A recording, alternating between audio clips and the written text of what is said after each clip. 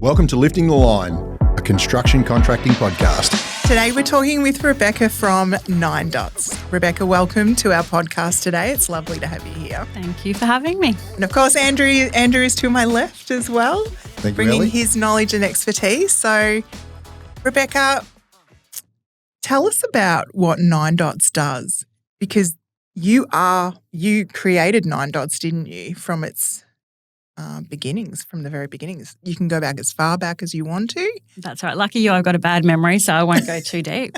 So Ninedots Build advocates, it's basically about build support, helping people through the new build process. Generally from client side, just sharing the information and knowledge that you've got. We have a varied array of services that we support clients with depending on where they're at. But I guess a bulk part and the biggest success piece is helping people find the right fit builder for their particular project or even their particular personality for a lot of the time. So if I'm wanting to build a house, my thought is I start Googling and I find a builder and I look at their plans and then I look at what blocks are for sale and, you know, where do you come in that search factor for people who are wanting to build a house? Yeah, so the clients that we see, they generally get referred in or they become aware of us at different phases. I guess at an ideal place would be when they're looking to start that build journey just to get some, independent knowledge about building. When you do go down the traditional path where you're, looking at display homes or chatting with different builders, like anything, when you're looking at a particular product, you've got that limited learning of that particular builder or their particular inclusions. So when you are coming into something and building, it's a whole lot of knowledge coming your way, and a lot of people, they're excited and they're wanting to learn all the pieces, but it can be difficult when you're speaking to individual builders because you're learning for the first time from them, but it's about their particular process and way of doing things. So, I think timing-wise, as early as possible when you're even considering building, if it's right for you, is ideal. But for a lot of our clients, they don't even know what Ninedots is, what a build advocate is. So a lot of people would be at, I'd say, coming from their conveyancer or their mortgage broker. It might be the point where they've gone out, they've got an initial builder's quote and they've gone back to their broker and, there's no fixed prices, there's lots of allowances in there. And all of a sudden the loan approval that they've got, the price of their quote is a lot higher. So quite often that's the point where people would get referred into us to then basically reset that builder selection phase just to head it in the right direction. Now, I met you when Ninedots was just a business card and a simple little website and you were just starting out. What got you into this? Where did you come from before? Yeah, so from a learning side of things, I did Bachelor of Commerce, so business and management. Always had a personal interest in real estate. Following working at NAB, I was working for an investment company. I guess that's where I sort of got the exposure from that investment aspect and new home construction. From there, I was working for a company called Ballarat in their property division. So basically, I had a lot of exposure in that role working with business owners because everyone in that sort of trade network is a business.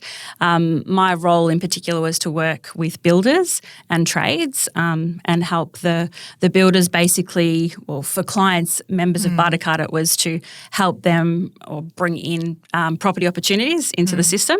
And then from there, working with the builders, they're not interested in being in a system like that unless they can spend their trade dollars. So I had that really unique experience of working with a builder, finding the trades for the builder, and then, getting that exposure to the construction process in general.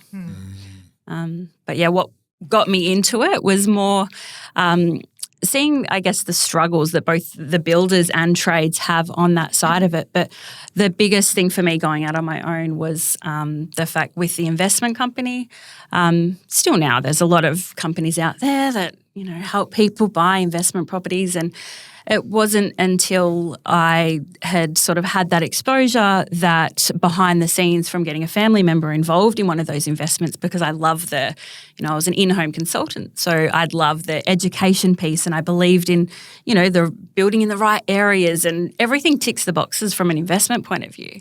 But for me, it wasn't until I got behind the scenes when one of my parents purchased, and I actually seen that they're selling that they're building in a particular area for growth, and they choose the builder, and behind the scenes nothing was actually coming through that channel. They were working with one particular builder, huge commission, and I just felt and could see that so many people out there are buying a pitch, and what they actually get, the quality of the home, the experience, that it's such a disconnect. And most of the time, people don't even know that that's occurring because they're looking at the numbers on the front end, and they're constantly told, "Don't get emotional. It's just about the numbers. It's you can't feel that connection."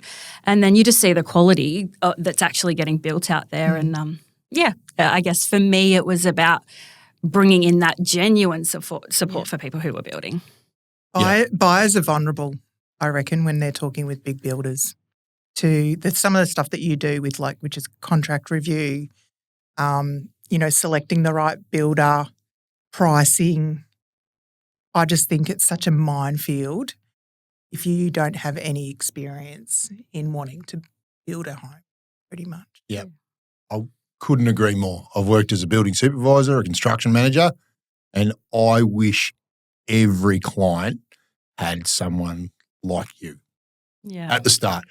We used when I was a construction manager for a building company, we specialised in sloped blocks. Mm-hmm. That's what we specialised in, and because we did sloped blocks, we weren't a conventional volume builder.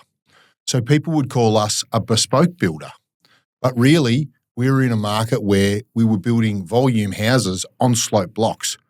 But because we had to spend $150,000 or $200,000 more to get it to a flat level, to build a normal house on it, people would want $1 million job for $700,000 because they were really getting the $500,000 home over there. But all the money was in the foundations. Yep.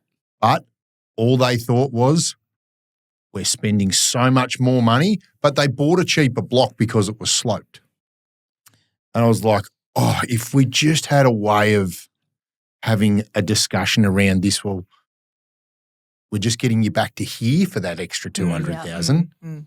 You're not getting anything more than what you were getting over there. Yeah, and that's what it is. Like a huge part of what we do, it's about managing expectations and finding that right fit builder, because even if you've been in the space of being a site supervisor, the pressure that site supervisors get just because the client has certain expectations from the start, like what you said then, the amount of times people say, even now when they're not building the higher end homes, they'll say, I'm spending $400,000. So obviously for a lot of people, that's the biggest spend they're going to do.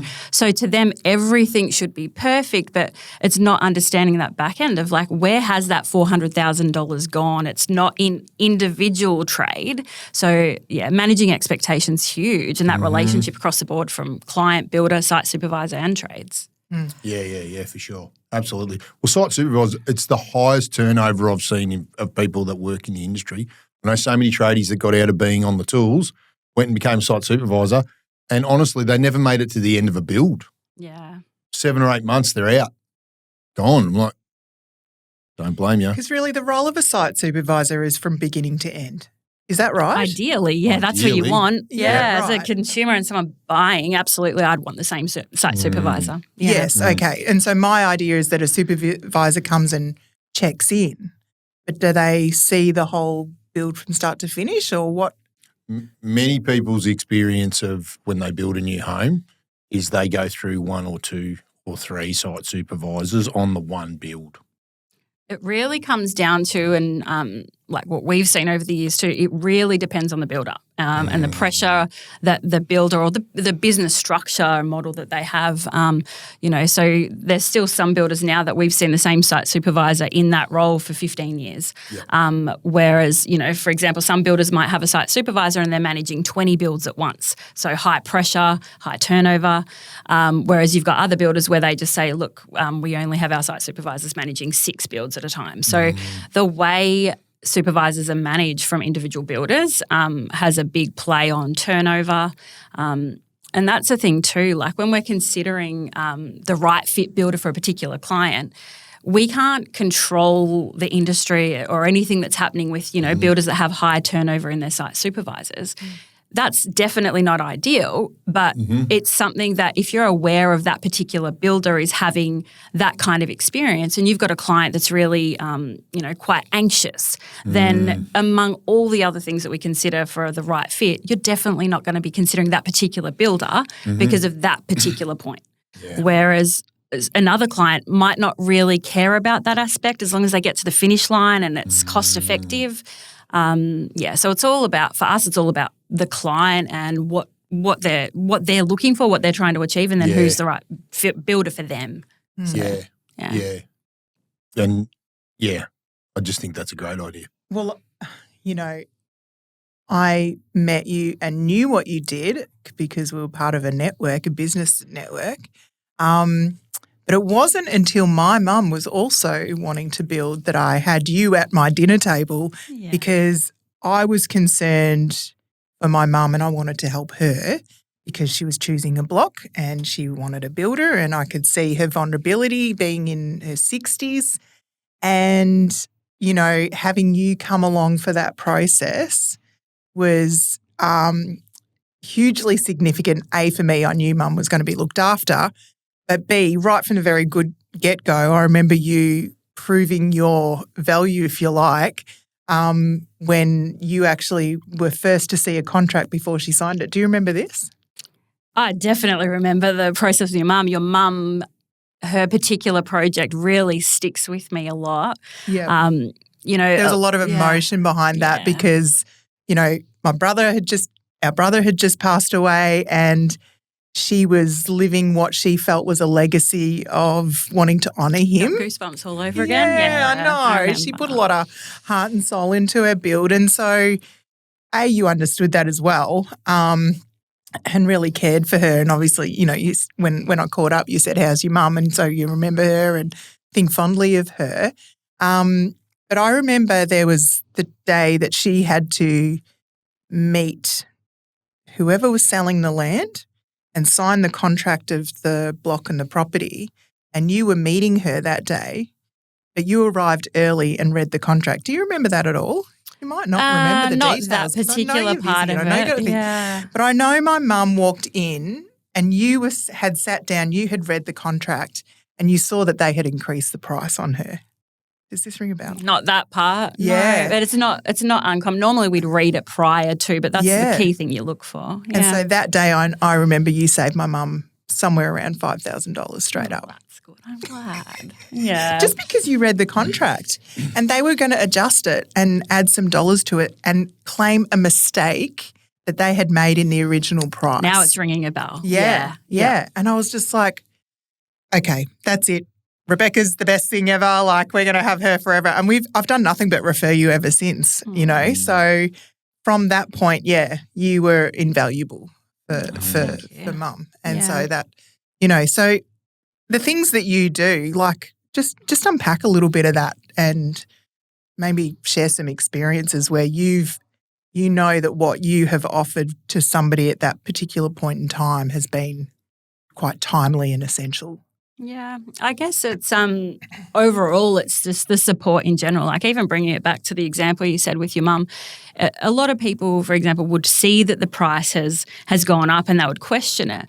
But it's that next layer. If you're having that conversation with the developer in that scenario, the developer's like, oh, sorry, that was a mistake. It comes to you don't know what you don't know. You don't know how far you can push. You don't know if that's a reality.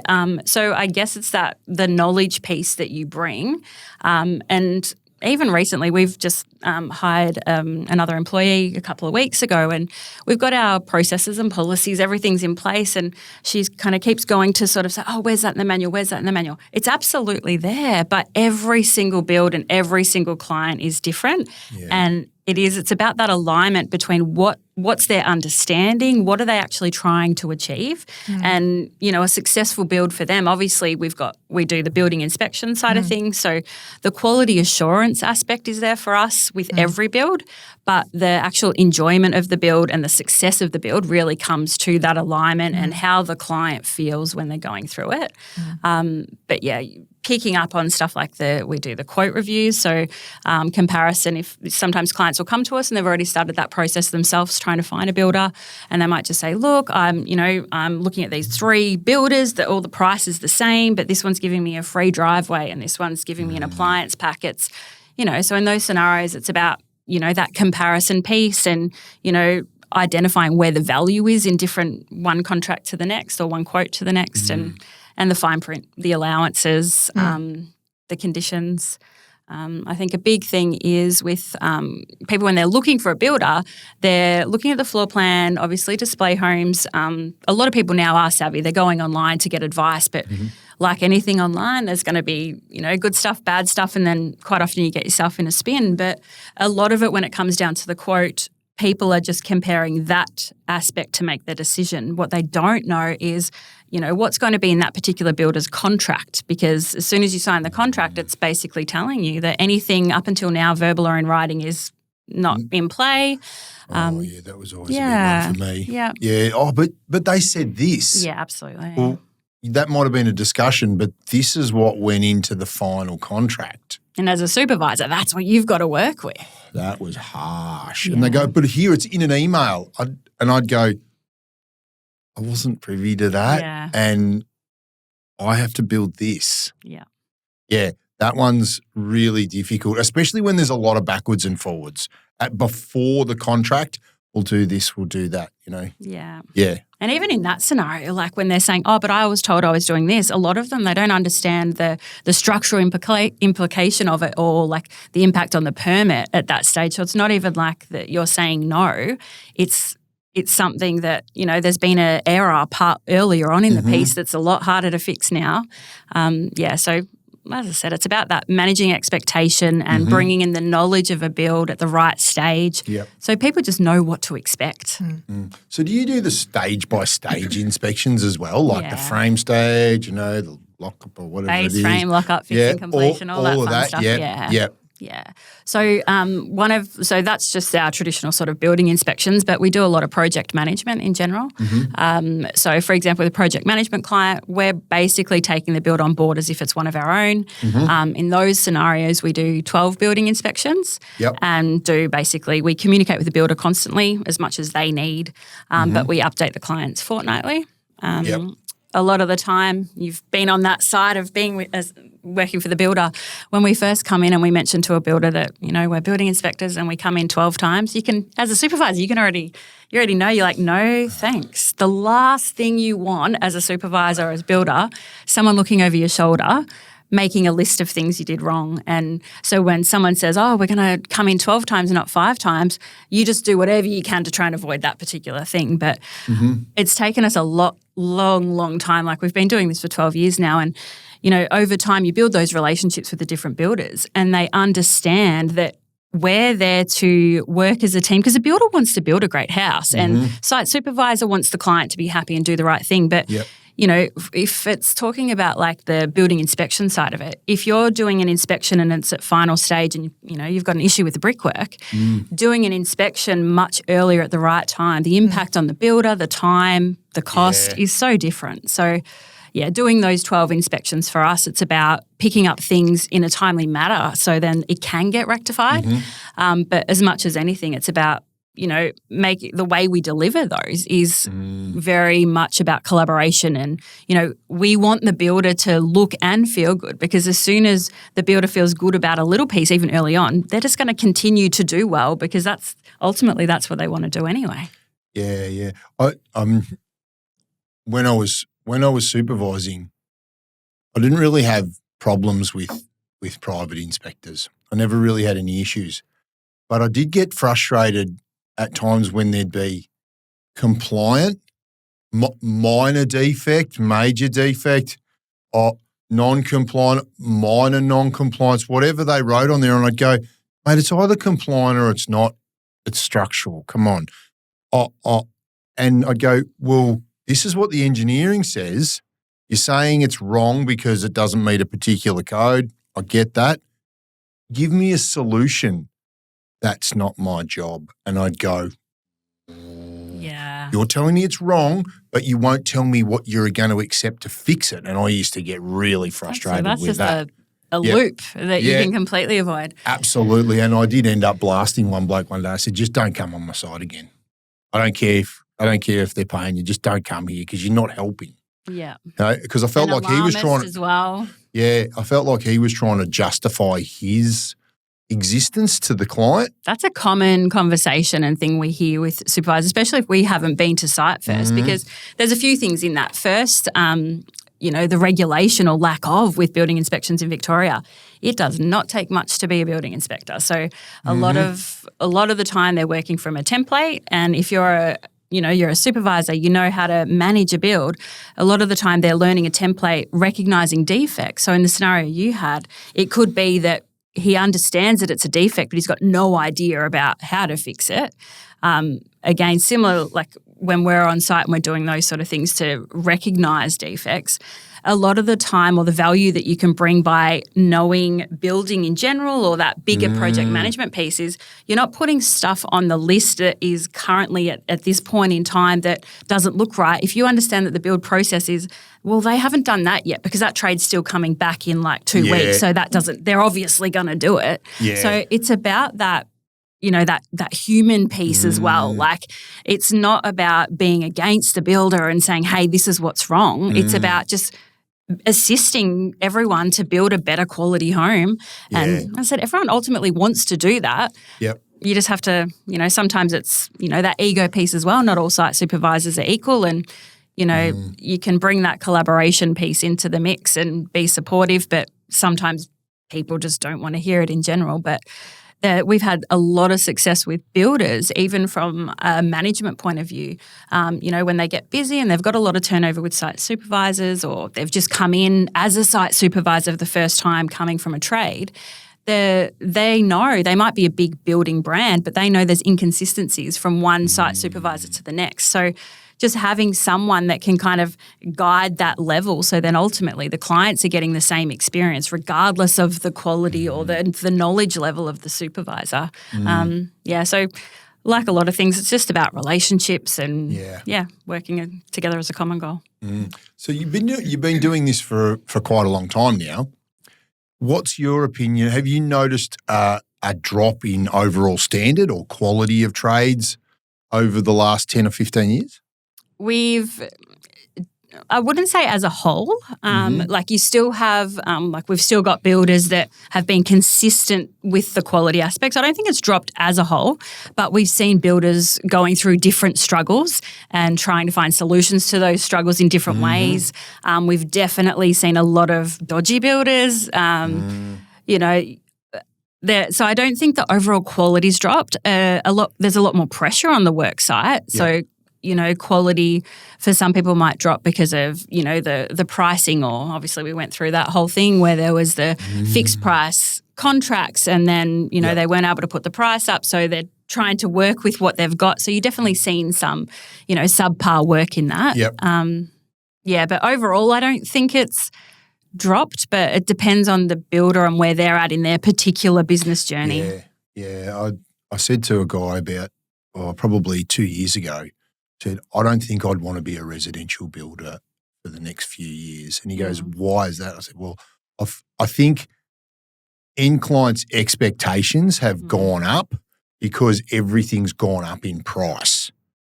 But the builder's making less percentage margin than he was 3 years ago by a long way. And the amount of houses that are getting built now compared to 5 or 6 years ago has probably dropped by 20 or 25%. So they're under more price pressure to stay alive, and we're seeing that with builders going bankrupt all over Australia.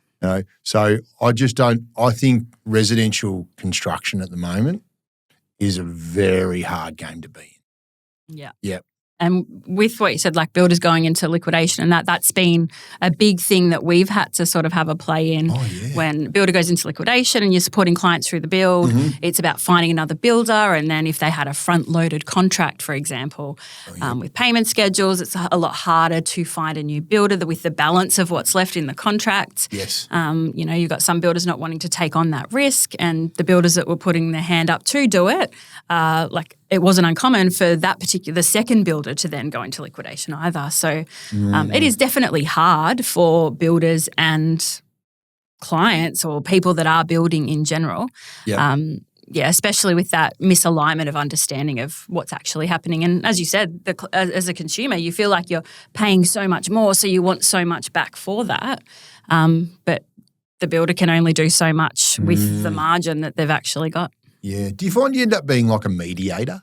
Definitely. Yeah. Sometimes mediation starts early. Sometimes it's when the husband and wife comes in trying to decide what they want. But I'd actually say, that's a huge part of between the builder and the client. So it's not a mediator in the traditional sense where they would, be in the room and they'd be really frustrated with each other, but we filter a lot. So, some builders are because we work with a lot of large builders and then quite a lot of small builders as well. And, sometimes it's just managing the builder's ego a little bit. Like if the client says something because they're expecting, a certain thing or it done a certain way, and then the builder gets really frustrated if they hear that, and then they would react, oh, well, bad luck, I'm not even going to do it for them. I've done this for them, that it can get out of hand really quickly. So for us, it's just about having that opportunity to be in the middle. You know what pieces of the information are important, what needs to be passed on and what doesn't, to manage that experience and outcome for both sides. So, there's definitely the mediation piece. Yeah, I used to find when I was a supervisor, it was really easy to blow up a relationship with a client by saying the wrong thing. And not that I'd had that experience as a supervisor myself, but the negotiation between the actual owner of the building company and then the client, they'd emailed something, builders barked back, and then the relationship's tainted early. And it's like, I feel like when people have a grievance and it's not addressed then and there, it's like a ball rolling down a hill, and it just gets bigger and bigger and bigger and bigger and bigger. And if you made someone feel bad about something early, it's like they want interest on that later on. So true. Yeah, and like I was working for a particular builder once, and the client had emailed me about an issue that we'd been discussing, and I was negotiating it, and CC'd in the owner of the building company. And the owner of the building company replied and blew up my whole relationship. And the whole build went sour because the builder attacked the client. Yep. I was like, I've just spent all of this time massaging this relationship. Yep. You've just blown the whole thing up. I don't think I can bring it back. With us, when we're doing project management for clients, we specifically say that at the start that, if we're on board for project management, we'll manage that communication. And a big part of it's because of that. And a lot of times we're fine just to talk to the builder, and it's fine when it's fine. But then as soon as they don't get their own way or something like that, that's when they'll call us and want us to be in the mix. And then all of a sudden you're expected to sort of work a miracle in that relationship, or the relationship, as you said, it only takes one conversation to sort of throw it off mix. So just having someone sort of neutral in the middle does help with that. And the most devastating part about what you're saying is it's not like you're going to a shop and you're buying a bag and, if you have a bad experience, that's it. You could build and, have all your trades on time when they're on site when they're supposed to be. Quality's amazing. You could do so much right, and then if one thing goes wrong or that one conversation, like if the boss comes in and doesn't understand the situation and doesn't understand the personality of the client and just says the wrong thing and it throws it off, it just kind of feels like everything you've done is kind of not really worth it, or it just throws it off when, building's such a long process. You want to, it's a hard relationship to manage the whole way through. I think that would be a big thing that you have to deal with. Like, it takes so much longer to build a house now than it did 5 years ago as well. Like, productivity is horrible in construction. I think it's about 20% longer to build a house now. Yeah. We used to bang our houses in sort of 22 weeks, and now it would take probably 36 weeks or something on that same size build, just for other reasons. But the longer a job goes on to, the more the pressure builds. I used to think, and tell me if I'm off here because I could be, obviously the clients are very emotionally invested if they're building their own home. They're definitely emotionally invested. But their build process started when they bought the block of land, and they might have paid $400,000 or $500,000 for a block of land. So they've already outlaid $500,000. Yeah. But that might have been a year ago. And then the builder starts, and then he's started then. but they got invested way back then. And then once they're starting to build, they might have had a block of land that they might have owned outright, or they might have had a small mortgage. Then it gets towards the end of the build, they've drawn down more of their mortgage, they're under more financial pressure, they're renting a house for longer, it's dragged out a little bit, and then little things are big things when you're under financial pressure. And I used to think, if we can squeeze that time down as fast as we can on that build, we're less likely to have issues at the end. Yeah. Am I off? No, you're definitely not off. And that's another example of how conversations can go wrong too. So a lot of builders, like as you said, for clients or for people building, their journey starts so much earlier. And so when you've got a client that might be coming in that they've waited like a year for their land to title and they're finally getting started and there's a few delays on site, it's common for a builder or someone to sort of come in and say to the client that, but you've got a lot of equity in that land now, so it's been worth it. But you can't have that conversation with the wrong person. If it's someone who's, bought the land but was told it's going to title in 3 months and they're planning to have a baby and get married, that's not the right conversation for that particular person. Mm-hmm. But yeah, generally, as I said, if the longer it takes, the more emotionally charged it is, the more sort of unreasonable people get and they start throwing in things that happened previously. Like, you as a site supervisor can only do so much with where the project's at right now. But, if you're doing your PCI and they want to be in the next day just because they don't understand, it depends on what you're putting in your final checklist. That's what's going to determine when you move in. It's not just, okay, great, PCI, your final inspection's here, then we really need to be in by Friday because we've booked the moving truck. It's like, they don't understand that piece that is, we've still got stuff to sort of check off, and it depends. Are we getting the painter back, the plasterer back? Do we need to, do all this extra work? But yeah, the last part is always the most emotionally charged because of how long the projects have been in general.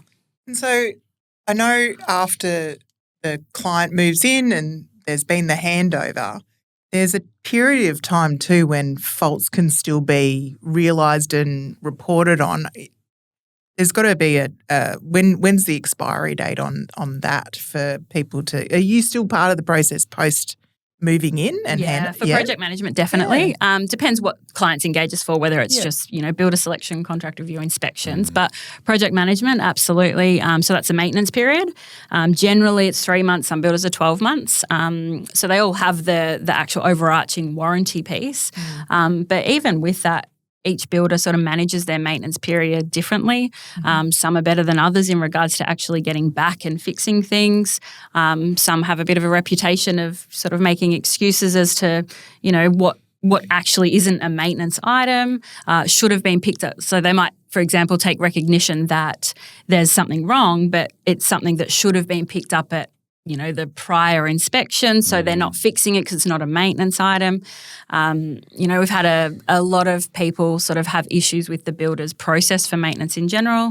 Some builders do like an online system where the client can put their defects and submit it online.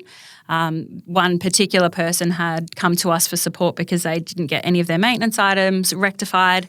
And so we just said, can you send us through a copy of, what the items are? We can come out and do an inspection. We can support you through the next step because they were going to VCAT because of it.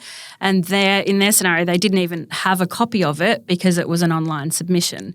So there's sometimes too, it's about, that you've got the maintenance period. Builders have slightly different, structure around that, but it's just about knowing what to ask for when to avoid those potential hurdles. Yeah. Do you find that the way buildings have changed over the years has impacted those particular issues? Like I notice there's been a massive increase in different types of cladding that we use on homes, and therefore, they get painted at different points, or you need to put more material onto them to seal them. There's a lot more flashings. There's a lot of all these other little bits and pieces that make those defect things. There's more of them later on. Instead of it was just a solid brick home, well, then there's not really much outside. But then if you've got 4 months down the track and the weatherboards have moved or the frame's moved a little bit or something, do you find that those things have impacted?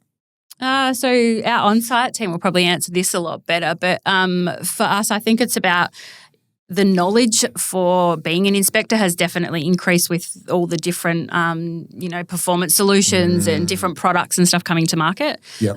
There is definitely a lot more to learn in regards to a lot more defects across the board. Hard to say.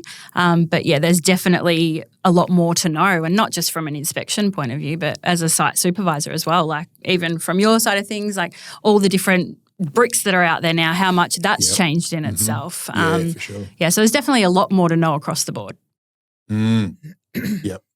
I've thought about the day that I'll call you and I'll say, I want to build a house, So I've just thought in the past, seeing the value that you've brought, I would want you and Ninedots on every single step of the build.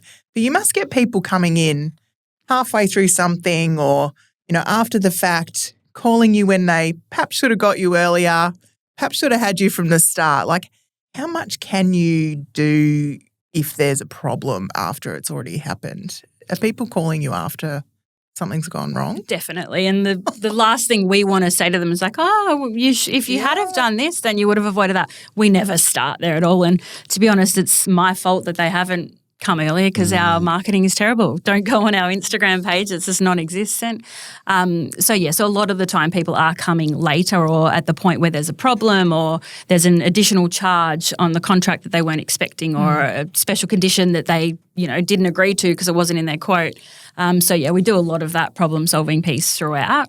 It's definitely easier if we manage it from the start or we're across their situation from the start because, just knowing what that person is wanting to achieve and understanding the industry and the builders currently in the region that they're wanting to build, you can just avoid a lot of the stuff that can occur later. So definitely easier being earlier, but a big part of what we do is that problem-solving piece when, people hit that part where they don't know what they don't know and, but nobody told me. And then the builder's like, well, it's in your contract. So we do a lot of the consulting piece. And the other thing that I understand too is that you don't have an allegiance with any particular builder either. No. Yeah, and I reckon that some people would find that hard to believe. Absolutely, yeah, definitely. Even coming back to that Instagram thing, like having really poor marketing. Actually, I'll use your mum's house as an example of that. People are like, because we don't have. I've always been hesitant to like post the jobs and stuff that we might be building inspection or project managing because people do. They assume that that's the particular builder that you're going to or that's who you're associated with. But for us, we literally might sit with a client today and say there's this particular builder is a great fit, and then tomorrow have a similar conversation or a conversation with someone else and there's a heap of builders that are a good option, but definitely not that other builder because it is so client specific. So, a lot of people do assume that we would be associated with particular builders. Definitely not the case. It's definitely client specific. And even on that marketing piece and your mum's build. So your mum's was a small build. It was 2-bedroom. So we do that type of build. But then, on the other end, we've done $4 million projects in Melbourne. So it's such a vast difference that we're not really putting it out there about, particular builders and that sort of stuff. But even having nothing out there or no sort of particular builders projects featured, there's always that underlying, they're probably just associated with one builder or, Because people come to you with the builder that they want sometimes too, don't they? Sometimes, absolutely, yeah. Yep. And then there's the expectation that you continue with their desires, I suppose, as a client. Yeah. So if someone comes, sometimes they might have chosen a builder even just mentally. They haven't physically signed. We definitely don't try and sway them to another builder. We take every particular project or client from where they're at in that point in time.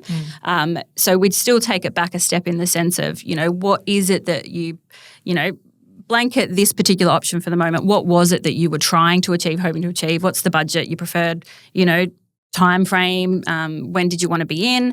And then that way we identify any potential red flags with the builder that they've landed with. But it doesn't make any difference to us if they build with this builder over another builder. Our job is about adding value from wherever they're at in the piece. And, as you said, sometimes they'll come to us and they've either, mentally chosen the builder, or they've signed the quote, or they've signed the contract. If someone's already, found the builder, signed the quote, the next best thing we can add value to is, we can help them understand their particular builder and what we've seen personally over 12 years and more recently with their particular builder. But then the next thing is about, the contract review and the building inspections.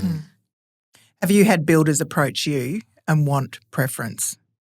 Preference? What's it called? What's it called when exclusivity or rights or things like that? Yeah, so we definitely have builders approaching us to refer them work. No one's actually asked us for exclusivity, but we have had builders turn on us because it's not that we say no to them, we keep them in mind, but if we don't refer to them, they basically say, like what you said before, that people assume that you're only working with certain builders. It's like, well, we're definitely not only working with certain builders, but for example, the one I was talking about just then, they'd been a chippy and they've just gone out on, this was a while ago now, but they just went out on their own. And so they kept sort of wanting to be introduced. I said, that's amazing, so great to be connected. We'll add a file on our system. Like we do. Like there's so many builders that we have data on that we haven't actually referred from a project management point of view and you can sort of get an understanding of the type of information we've got because as a standalone service, we've got quote reviews, we've got contract reviews, and we do building inspections. So when we haven't even chosen the builder. So when we're working with all these clients over the years, all that information's in our system about particular builders, like their contract clauses. So we kind of know what to expect and what's coming up. But so builders approach us, basically just to give us an introduction of them. And we'd take any builder. We do our sort of background checks, due diligence in regards to online stuff. Obviously, we'll do a building inspection on one of the existing houses, not a display home, just to get a feel for the quality aspect That's before. A good point. Yeah. Not a display home. Although, good point. What? When you say about the quality, has it dropped over the years? That's some place I think has dropped in display homes. The quality of the display homes. I've walked into some and gone. Yeah. I know a few years ago we were looking at building a house and we did build a house, but we went through a couple of display homes and we walked back out and the salesman goes, "What did you think?" And I went, "I don't think you want to know." Yeah. He goes, "What do you mean?" I go, "Mate, I work in the industry. I can't believe these are display homes." Yeah. He goes, "Oh, well, we want to give a real representation." Ouch. And I went, that's well, still you me certainly done. that. Yeah. And we were looking in a lower end, like it was it was a volume, a very volume price point build. It was just we were chucking some tenants in a house. Yeah. But I was like, yeah. That's definitely something that surprised me. It used to be the conversation would be a client will come to us and like, I've looked at these displays and we absolutely loved them. And then in the back of our mind, we're obviously doing the building inspections on site, seeing how that particular builder's working on site. And a lot of the time that wasn't aligned at all. We don't, and so we're kind of giving them that little bit of a reality check. It's like, oh, okay, yeah, no, that is absolutely a beautiful home. Generally we see, and they can kind of just fill the gap. But yeah, now it's like, I had a look at this particular home, but the quality wasn't good. You never used to hear that about display homes. That was never a thing. It was always, that was their best of the best because that makes sense, right? Yeah. That's what's on show. Yeah, for sure. Yeah. Probably is do you get involved in like practical suggestions in design? Because that's something I used to notice a lot, and I still see it now. You look at a plan and you go, oh, yeah, that looks great and that looks really good feature. But then you sit there and, well, if I talk to the wife sometimes, I'd sit there and go, I just want to let you know, like, this looks great. The tiles look fantastic. It's absolutely beautiful. But you've got a shower niche here and you've got a fixed shower head in your ensuite. Do you like spending $300 or $400 getting your hair done because you're not going to be able to shower in here because you can't move the shower head down? And they're like, oh, I didn't notice that. So we're going to put a niche over there and putting some sort of nice shower head there that could be adjusted up and down. And they'd sit there and go, no one's ever told me about that. I go, But I think about practicality, not You're necessarily especially how being really on good it site. looks. Yeah. Another one with the shower. We do get that a lot. And it's just the small things that people just haven't thought of because they haven't been on the other side of it. But with the shower, it's the handles. A lot of the time the handles are straight under the shower head where people are like, well, you're trying to test the water and you turn it off, it's too hot. Like it's like if you can shift the shower handle to be more on the other side before you actually enter and go under the water. Yeah, so it's that sort of stuff. We don't, I guess, claim to be experts, but naturally you do. You see a lot over time. On the design piece, more so what we do is understanding a client's, I guess, outcome that they're trying to achieve. It would be more a discussion around, okay, is it the process of design going to be more suitable for you if it's a builder that has set plans, a builder that does design in-house? Is it good to get a drafty or, go to an architect and then bring the plans, or go to tender? Or is it going to be more cost-effective to, get the builder to do it in-house? So from a design conversation, it's about finding the right fit for them in general. But absolutely, if we're doing a quote review, a big part of that is looking at the plan for practical elements as well that just might have been overlooked, and you can add a lot of value through that one conversation. Yeah, it's what you said about draftsman, architect, fixed plan. I'm actually having some plans drawn at the moment for a double brick home that we're building. Yep. And I'm using a draftsman that I've known for years, and it's actually been painful because for him it's just lines on a piece of paper. We go, oh, but we can change the roof angle there. I go, no, mate, you're changing the look of the build. Yeah. But for him, he's just like, I'm just trying to make it work on the block and do this. I'm going, mate, let me draw it for you and don't change that You bit. do the technical You can do bits. this bit. Yeah. But if I was an architect, they're thinking about the overall look of the build. Yeah. But the drafty didn't think like that. That piece, yeah. And a big gap too is just, if they're going through the architectural process or drafting even, it's the missing link is that buildability aspect, the physical cost that we get a lot of clients coming through at that gap and saying, look, I've had these plans drawn up. I was aiming for the build to be at X and we've gone over by 300,000. Like that's a really common type of conversation that we have. So even at that early stage, understanding what's the best path and, situation for what you're trying to achieve for your block and, what's the best design path? There is sometimes, I know there's huge build complexity because of how it's drawn on a piece of paper. I sit there and go, you've got like 6 valleys in this house. Why?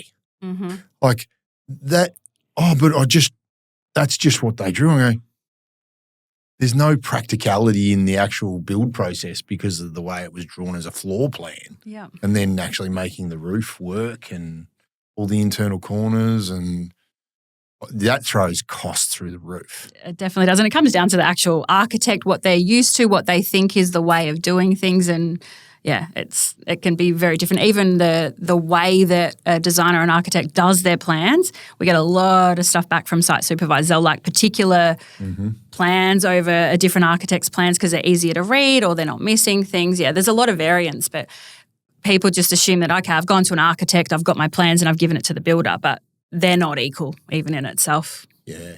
They used to get really frustrated with height restrictions, 2-story houses, so flat roofs, box gutters, all of these things. I'm like, there's a reason why the house roofs are supposed to go this way, not this way. Yeah. They're fundamental things. The water's got to get off. We need to shade some things. But it's all to do with getting the height because you can't have the pitch on the house because of the height area in there. 7.5, yep. Oh, it's like, So please. do you do renovations? Up until 2 years ago, no. Yeah. Because our expertise Because does I'm thinking that's an lie- old style, definitely old style houses because they didn't learn, but now new builds avoid those sorts of things. And that just made me think, I didn't realise you do renovations. Yeah, so I said we didn't do that for such a long period of time because our expertise is in new home construction. But then over time, when we've had clients and they're coming back and then they're doing renovation somewhere else or an investment, we've slowly supported them. And then, over time we've got that expertise. That with makes renovation. sense. It's the existing relationship. You were That's where part it of the started. original. Yes, I can see how that Yeah. Yeah. So for us, and I guess too, you learn over time, it's not even like for us, it started with that, residential construction knowledge for a new build.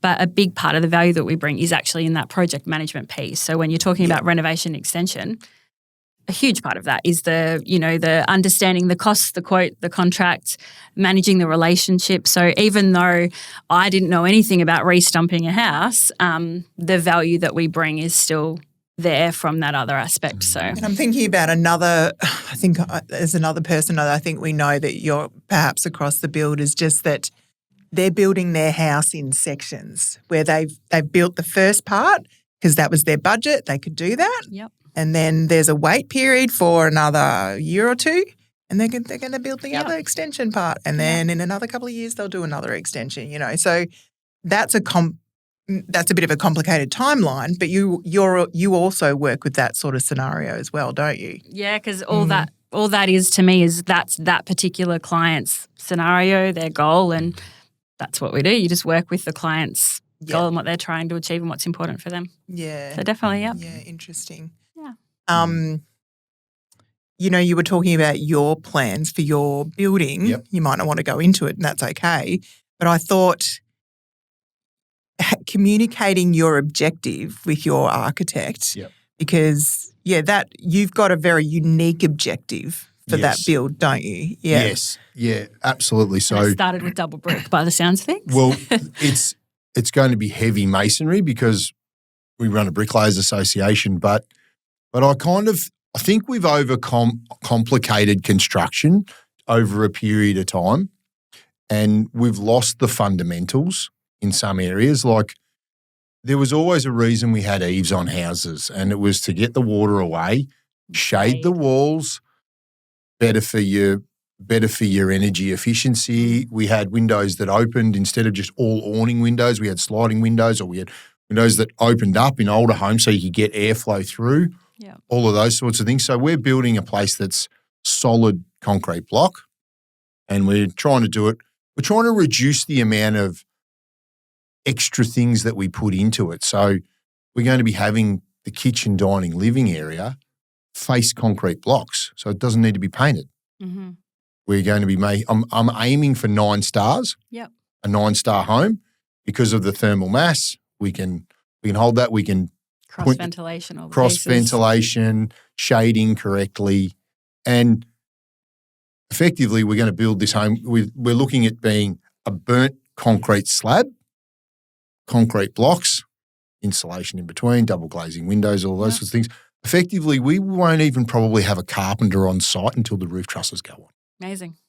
So we're going to have 3 or 4 trades on site, and that'll be plumber and electrician underground, concreter, bricklayer there before we even put a roof truss on, and even to the point where we won't even put a top plate around the walls. We'll put trusses directly on top of the walls. Yeah. So we don't need to put cornice on the plaster ceiling or whatever we line the ceiling because we don't need to cover a gap. Yeah. It's already served that purpose. Serve that purpose. So everything's thought about like that. So those sorts of things, it's simplified, but we can still make it look really architecturally nice. But if we're building a conventional home, or what would be a conventional home now, frames. Then we put plaster on the walls. Then we put door jambs in. Then we have to put architraves around it to close the gap. We've got to put skirting around the bottom. We've got to put floor coverings to cover the poor slab that's down instead of just making these the feature. Yeah. So that's a real big objective that we want to do because we think that we can probably reduce the cost of the build, give overall benefits within the thermal mass, and the design will still be very nice. I actually think that we can probably build the house cheaper than a conventional home and get a better rated home that'll last for a lot longer, because the thing that we love about the bricks and the blocks is that once they're installed, there's no carbon footprint for the rest of its life. You've done it up front and then you've got the longevity of it. Bingo, where we get new houses now with different claddings on the outside of them that have to be maintained every 10 years, so on and so forth. It's not going to leak, all of those things. So that's our big objective to say let's simplify the build, still make it look beautiful, still have big wide doorways and hallways, so it's great for people with wheelchairs and all of those sorts of things. But you don't have to pay to heat it all the time. You don't have to pay to cool it as much. Bring it back to basics, yeah. And there's a lot of people out there that have that similar goal and they want to achieve that, but a lot of the time it comes down to, a lot of the volume builders' knowledge or their business structure that people just quickly get steered away like, oh, well, you don't have that anywhere near the budget, but that's not a reality. We see it all the time. The smaller builders that have that focus and that knowledge, it can be done. And are clients now more concerned about carbon footprint and sustainability and those types of things as well? It definitely comes up a lot more. I'd probably say every second client that we have is bringing it up.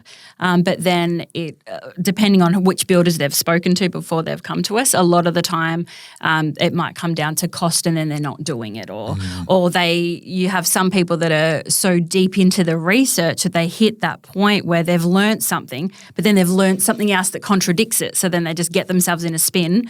So they might be doing this for like 2 years and not actually move forward with it. So, yeah, it's definitely on sort of that first surface layer of conversation with people because people want to do better and they like the idea of it. But, it's just about filling in that gap of understanding, okay, well, what's the difference between the different options, if we have that ability up front to work with orientation and all what you're saying, like bring it back to basics. There's so much that can be achieved, but it's just that knowledge gap. Yeah. One, absolutely. The other thing that we've really noticed that when we've been designing this is that because we are going back to basics, we're not getting involved in we're going to spend this huge extra on stone waterfall bench tops and $1,000 mixer in your kitchen and a $900 light over your bench. They're all great, but they're a want. They're not necessarily. They don't have to be there. Yeah. Like there's a reason. Like we used to have taps with washers in them in bathrooms. It cost nothing to maintain them. They work perfectly. You adjust it, no worries. You can still go and get a plumber to install 2 taps for your shower and all the rest of it. Still the cheapest form of tap. But no, we've got to have a $150 mixer in the shower. Like all of these things, they're just these little extras that have become standard. Yeah, but they were never there beforehand. And you can put more money into a better quality build, or what I believe is a better quality build, that has some great benefits in the long run to be more energy efficient. Your house will cost half of the cost to heat it. You won't even be paying hardly anything on cooling, but you got to turn 2 taps instead of have a mixer. Yeah. It still functions exactly the same, Scott. And my belief is the value is in the footprint of the building. You pay for the 3 bedrooms or the 4 bedrooms. Yeah. That's where the value is. And if you want to upgrade it later on, great, go and upgrade it. But you don't have to have that. You can actually keep some costs a bit lower. And if you could actually convince, this is the way you're going to be convincing this example is that in 20 years' time, you're not going to have to be replacing the facade or something because it's worn down because bricks are going to last longer than that, So I think there'll be a narrative that you'll be communicating through all those options as well. Yeah. The other thing I wondered whether you're seeing more of is the intergenerational living houses that need to have adjoining, for the elderly or for other family, like maybe you've got 2 or 3 families living under one roof and so you've got unique builds for that. Are you seeing that more as well? We've got quite a few that we're doing. A lot of that is culture-based. We've got quite a few Indian families that have got quite a lot of families under one roof, and then we're more focusing on, I think one of the ones we're doing at the moment is an 8-bedroom in Highton, so it's not even in strange places. So definitely seeing that, and also the change with legislation around small second dwellings. So that's become a focus over the last probably year and a half as well. And what about 3-story houses in residential areas? Has that started to come through as well? Is that? I haven't personally done anything with it, but I don't. It's certainly coming. And I think brick, They're the Brick Manufacturers Association of Yeah, Australia. yeah. They've just been involved in designing 3-story walk-ups.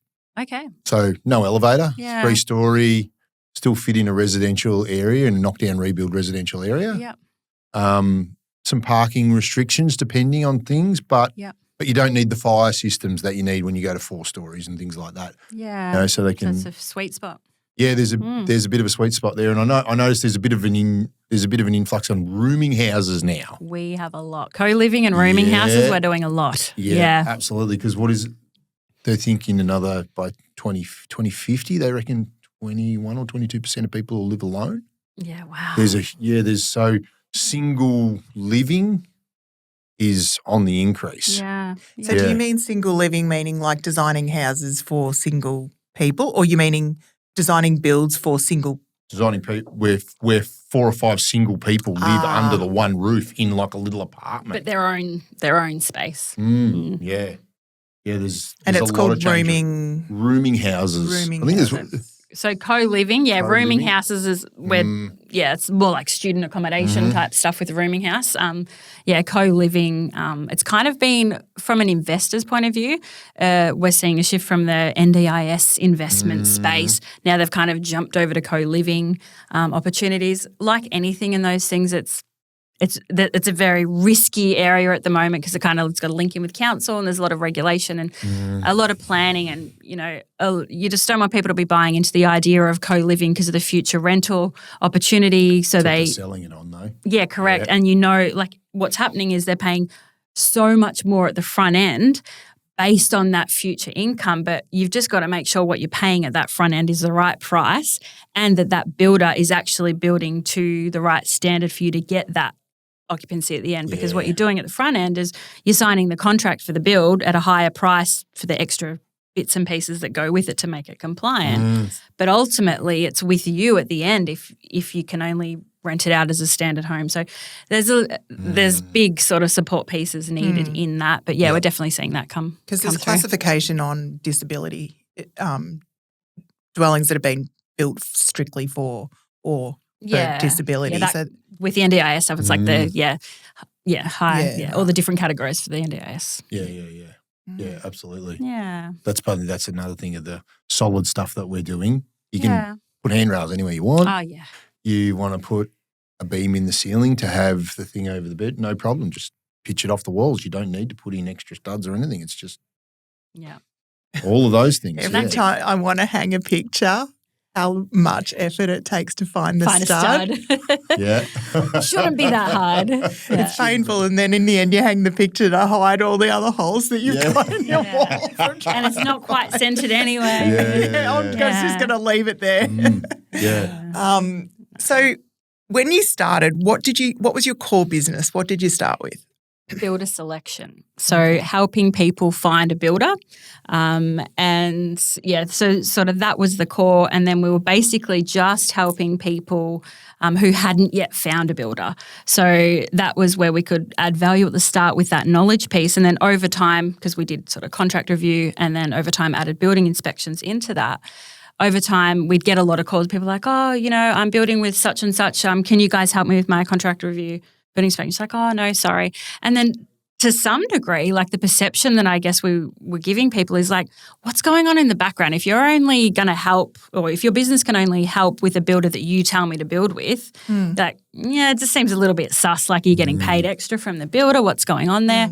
Over time it was just, we were adding so much value here with the knowledge we're bringing from a contract review and the physical on-site inspections and that consulting piece.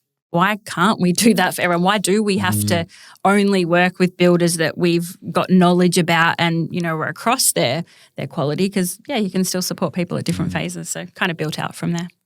Yeah, that's what I've seen. You as you've grown, how you've been able to extend your services and respond to the needs that are out there, which has been pretty amazing. Where do you think you're headed? What's happening going forward? What's your next adjustment? Yeah, I think for us, we've been in a space for a few years now where I feel like, you should never say you're at capacity, but we're really busy doing what we're doing it locally. my husband would laugh if I said locally because he often gets sent hours away, like 4 hours to one inspection is not too unusual. But for us, it's about replicating now what we've been able to do here for local people and replicating that. So we've franchised, so probably about a year and a half ago. I haven't done a great sort of big piece with the marketing side of it. We were about to roll out at the sort of time when a lot of builders started going into liquidation. So I thought, well, that's sort of, we got busy with helping a lot of clients through that piece. So how many franchisees have you got now? Only 2 company owned. So Yes. we haven't marketed it externally yet. Yep. So Adelaide and New South Wales, so operating there. And we've just got back from the US. So we're opening an office in Idaho and heading there in December. But yeah, the plan is now to just partner with like-minded industry professionals to basically follow the processes and systems and the sort of the pieces that we've put together that we know works and just replicate that so people can have build support all over Australia, not just in Victoria. Well, essentially what franchises, in order to franchise, is they do expand and then they sell off these, offices in different and we've established it, it's grown, you're selling not just the franchise and the operational, everything else that's with it. It's now got a client base. It's now got it's got good reputation and all this sort of stuff and then that. So, yeah, it's interesting because it's like you've built your examples and now you can go from there. And I think franchising, I think it's a challenge, right, isn't it, to franchise your a lot business? of legislation and even for us that, franchising journey for me was tough because even when we speak to consultants and they look at the model and everything, they're like, why don't you just get staff in all these places? Because financially it would make more sense for you to do that, like personally, rather than franchise and the risk and the legislation and the cost to set it all up. But for me, it's about we can get staff in, but I feel to have these different regions have the same success that we have, you have to bring that one, local knowledge in, but that heart into it where like when it's someone's own business, you just treat it that little bit differently. Yep. And I love the idea of, even now from a head office point of view, we bring a lot of knowledge to the table. But if we can imagine, by me sharing our processes and our systems and why we do things, we can replicate that with like-minded people all over Australia. Then imagine that group knowledge that is going to be there. So if we're already adding this much support and value and sort of ease to the building industry, even from the builders side of things, I'm excited about what's possible with the right franchise partners. The construction industry is definitely in a bit, especially the residential sector, is in a bit of turmoil at the moment, and it's probably the lowest it's been for a long time, and there's been a lot of uncertainty. Where do you see building going moving forward? It's hard to say because we're exposed to so many different builders. They all handle the challenges that they're dealing with daily so differently. So as a whole, it's hard to say. I don't think it's going to get any easier over the next year or two. And, sometimes through challenge comes, people seeing new ways of doing things. So, hopefully we'll see some good stuff sort of come. We've been at such a fast pace in the building industry for a while that, when you touch on like quality, has that sort of dropped? It's definitely dropped for certain builders because they've been in that fast pace. So hopefully through this little bit of slowdown, we can see some great things come and the good builders, keep going strong. Yeah, I kind of feel like one of the biggest challenges we're probably going to have in residential construction for the next 5 years is we have lost so many builders that rebuilding the builders to actually build the homes is going to be a tough one. Yeah, we've with that's a common sort of concern that even people that are just coming in and considering building, they're like, but what's going to happen? All these builders are, dropping out of the system, but in actual fact, the builders that were dropping out, there's a lot of builders that are coming into the industry. I did a contract review, I think it was about 6 months now, but I did a contract review and doing the check on the builder's license, they just got registered 2 days before that. We'd never seen anything like that. So I think for the industry, I think there's still going to be, the builders coming through, but it's a different level of knowledge that they've got. So you're checking sort of, different things. But like anything, every project, every build's different. yeah, it will be definitely interesting to see how things play out. Yeah. Well, Rebecca, it's been amazing to have you. Thank you so much for Thanks. coming.